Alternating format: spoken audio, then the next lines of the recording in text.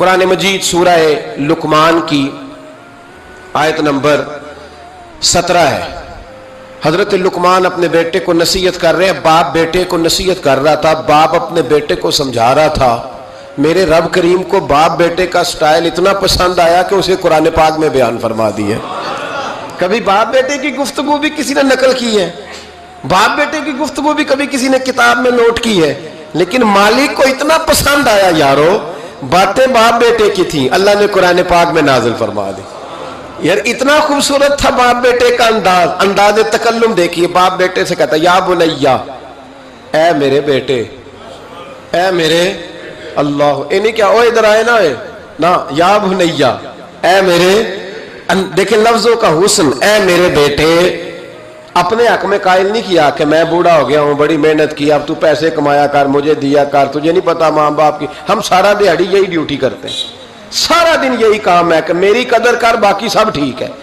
حضرت سیدنا لقمان اپنے بیٹے کو کیا کہتے یا بنیا اقم الصلاۃ، اے میرے بیٹے نماز قائم کر، نماز قائم کر، نماز قائم کر۔ نماز قائم کرنے کا معنی یہ کہ ظاہری آداب کے ساتھ بھی پڑھ، باطنی آداب کے ساتھ بھی پڑھ۔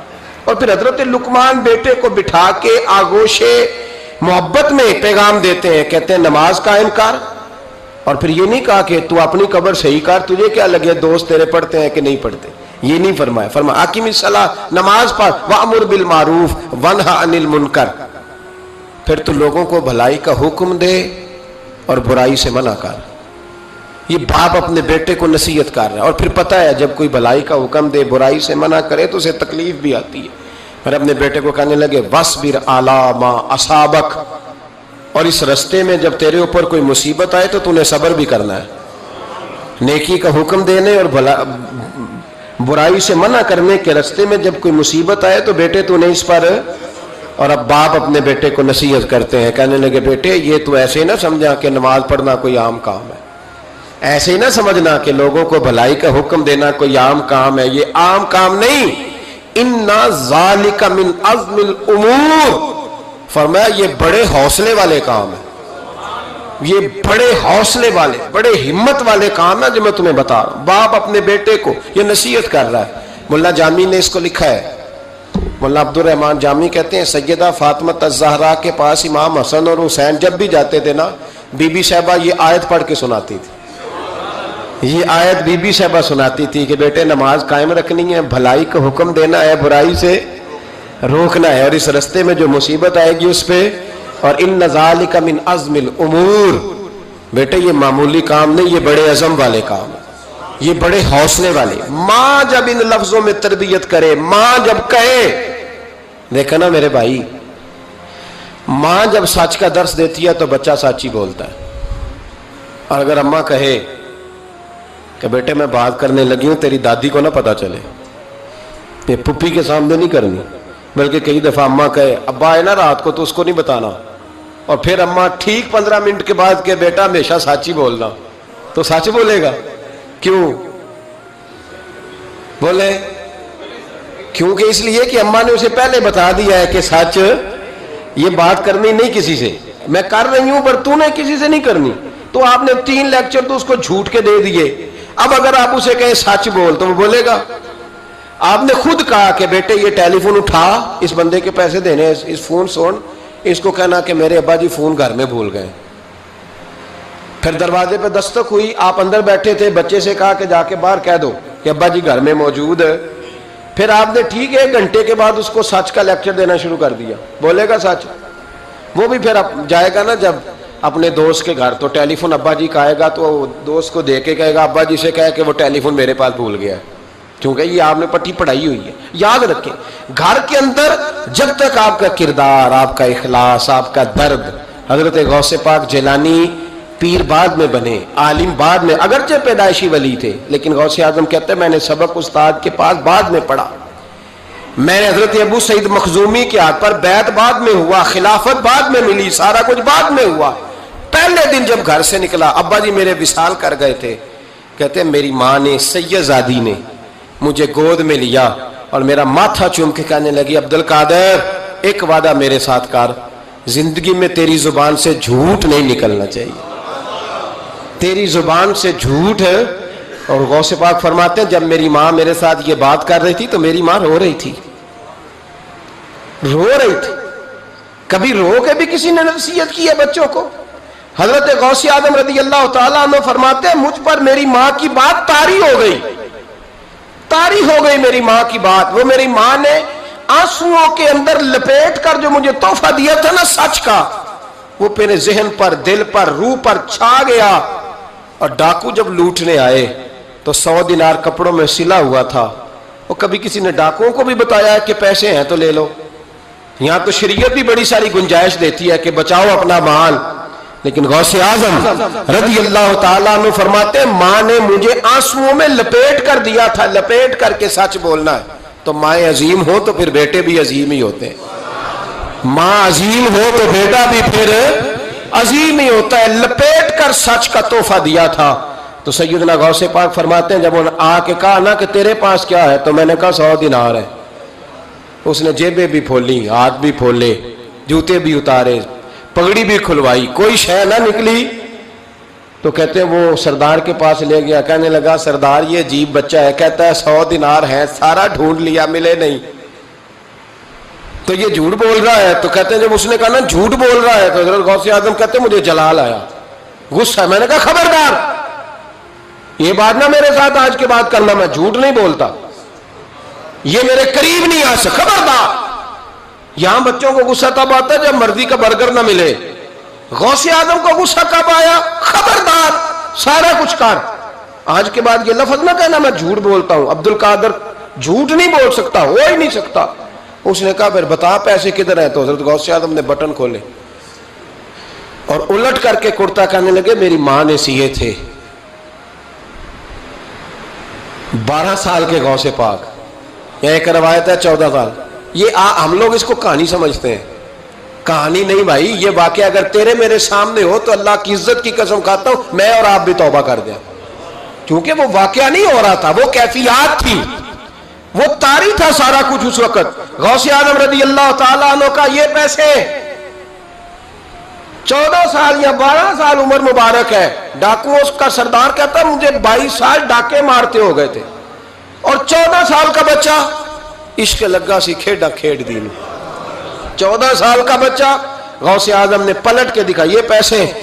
तो डाकुओं का सरदार कहता है कि पता नहीं मुझे क्या हुआ कि बच्चे के जज्बात किस तरह के हैं, अफकार किस तरह के हैं, ख्यालात किस तरह के। कहता कहाँ जा रहे हो? कहा मैं इल्म सीखने बगदाद जा रहा हूँ। तो कहा बेटा दुनिया पैसे छुपाती है, तूने बताया क्यों? तो हजरत गौसे आजम ने पैसे उतार के फेंके, कहने लगे पैसे तो रख, मैं इसलिए बता रहा हूं कि मां से वादा करके आया हूं कि सच बोलूंगा, ले पैसे तुझे दे रहा हूं। डाकुओं का सरदार कहता है बच्चे की उतनी उम्र नहीं जितने मुझे पाप करते साल गुजर गए, पर उस बच्चे का मां से किया हुआ वादा मुझे बदल गया। मैं दौड़ के पीछे गया, मैंने कहा अब्दुल कादर मुझे भी यार बगदाद ही ले चल। कहा वहां क्या करना है? कहा जिस उस्ताद के पास तू आगे बैठ के पढ़ेगा मैं उसके पीछे बैठ जाया करूंगा, चलो बुढ़ापे में मैं भी को रट्टा लगा के कुरान और सुन्नत सीख जाऊंगा। तो कहते हैं तुझे क्या हुआ? कहने लगे अब्दुल कादर तू मां से किया हुआ वादा नहीं तोड़ता, मैं रब से किए हुए वादे तोड़ रहा हूं, तौबा मेरी। डाकुओं से कहने लगे जाओ कोई सरदार और बना लो, मुझे तो मां बेटे का रिश्ता जीत गया है, ये मां बेटे का रिश्ता मुझे जीत के ले गया, मैं जीत गया मां बेटे के रिश्ते में, ये मुझे फतह कर गए, तुम कोई और सरदार बना लो। तो 22-23 डाकू थे, पीछे आके बैठ कहने लगे सरदार अगर गुनाह इकट्ठे किए हैं तो नेकियों में अकेला तो ना छोड़। ओ भाई मां बेटे का रिश्ता और मां बेटे की तरबियत, तो 14 साल का बच्चा तौबा करा जाता है। पर मुसीबत यह है कि हम वो माएँ तैयार करने में कामयाब नहीं हो सके, लेकिन हमने सदा नाकाम नहीं रहना, माएँ तैयार करनी है। माएँ तैयार, ये वाला मुतालबा ना बीवी से करते हैं कि मेरी बीवी फटाफट सही हो जाए, बेटी से करें ये मुतालबा, बहन पर करें ये मेहनत। ये वाली मेरे हजरत खुनसा रज़ी अल्लाह ताला अन्हा, जनाब खुनसा हुजूर की एक सहाबियाँ हैं, इन्होंने बाद में कलमा पढ़ा। दौरे जाहिलियत में इनका एक भाई कत्ल हो गया था। इन्होंने अपने भाई के जाने पर, कत्ल होने पर एक मरसिया कहा था। वो मरसिया इतना मशहूर था कि जहां भी पढ़ा जाता लोग अपना कोई जाने वाला याद करके رونے لگ جا. ہمارے ہاں تو اب نعت خانوں نے رواج بنایا نا, جس کے گھر میں کوئی فوتگی ہوتی ہے اسے اور زیادہ رلاتے ہیں. میاں صاحب تو شعر لکھ گئے تھے, کوئی یہ تو نہیں انہوں نے کہا تھا کہ سارے کلاتے ہی پڑے اجے. انہوں نے تو شعر لکھا تھا نا, باپ مرے تے سر ننگا ہوندا تے پائی مرن تے کنڈ خالی تے ماما بعد محمد بخشا کون کرے رکھوالی. اب اس کو پتہ ہے اس پہ روئیں گے بھی زیادہ, نوٹ بھی زیادہ دیں گے, تو ہر جگہ جا کے نا بات یہی چھیڑ دیتا ہے. اب وہ بیچارے بچے پہلے سے زیادہ روتے ہیں, تڑپتے ہیں. حالانکہ حکم یہ تھا کہ جب کسی جاؤ نا فوتگی پہ تو ان کو رلانا نہیں بلکہ ان کو حوصلہ دینا ہے. نعت خانوں کی بات ہوئی ہے تو آپ نے بڑا غور سے دیکھا ہے میری طرف, میں اور آپ بھی ایسے ہی کرتے ہیں.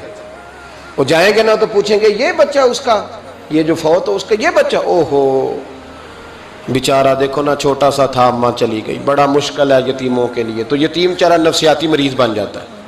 وہ کہتا ہے بالکل چاچا صحیح کہہ رہا ہے, یتیموں کے بڑے برے حال ہوتے ہیں.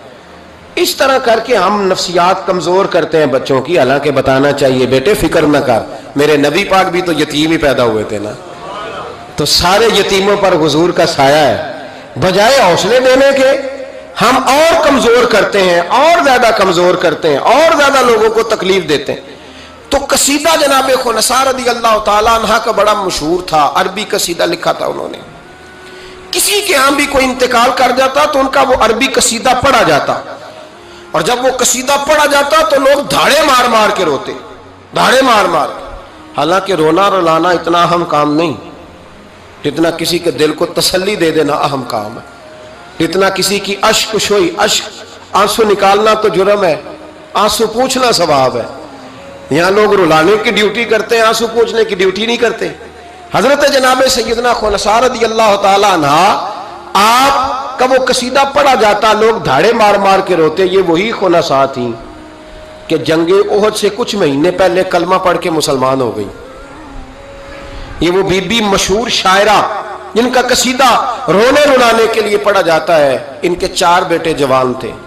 احد کے لیے جب رسول رحمت صلی اللہ علیہ وسلم نے اعلان کیا نا, فوجی آئے, مائیں بہنیں بچے تیار کریں بھیجیں, تو ان کی سہیلیاں کہنے لگی کلمہ تو پڑھ گئی ہے, تیرے بچے بھی پڑھ گئے ہیں, پر تیرا سب کو پتا ہے تیرے بچے کوئی نہیں جائیں گے. اس لیے کہ ایک بھائی کے جانے پر تو نے قصیدہ لکھا ہے تو آج تک پڑھا جا رہا ہے, تو 4 بچے کیسے تیرا نہیں جاتا. جناب خنثیٰ چوپ ہیں. جب جنگ احد کے لیے سپاہی اور مجاہد نکلنے لگے تو 4 بیٹے لے کے چوک میں آ گئی. وہ بی بی جس کا رونا دھونا مشہور تھا, وہ اپنے بچوں کو چوک میں کھڑا کر کے آتی, ادھر دیکھو, قسم ہے مجھے اللہ کی عزت کی, میں نے تمہارے باپ کے ساتھ. یہ ماں لیکچر دے رہی ہے اور چوک میں دے رہی ہے تاکہ دنیا کو پتہ چل جائے. جناب خنثیٰ کا خطبہ مدینے کے چوک میں, کہنے لگی مجھے اللہ کی عزت کی قسم, میں نے جاہلیت کے زمانے میں بھی تمہارے باپ کے بستر کو کبھی ناپاک نہیں کیا, کبھی ناپاک نہیں کیا. میں نے طیب اور طاہر بچے پیدا کیے, اور میں نے تمہیں اپنے سینے سے اپنے وجود کی خوراک تمہیں دی, دودھ پلایا. میرے بچوں, سارا زمانہ جانتا ہے کہ میں کسی کی جدائی نہیں سہ سکتی. میرا بھائی گیا تھا تو میرا قصیدہ ضرب المثل بن گیا, دنیا پڑھتی ہے, پر اب سنو, اب میں مسلمان ہوں, اب میں رسول پاک کا کلمہ پڑھتی ہوں. یاد رکھنا, جب میدان میں تیر چلے نا اور تلواریں چمکے اور نیزے برسے تو سب سے پہلے زخم میرے بچوں کو آنے چاہیے. بچوں کی تربیت ماں کر رہی ہے, پہلا زخم تمہیں لگے. اور پھر کہنے لگی اگر میرا دودھ پیا نا تو پھر یاد رکھنا کوئی ایک تیر بھی تمہاری پشت پہ نہیں ہونا چاہیے. جتنے بھی کھانا سینے پہ کھا کے آنا.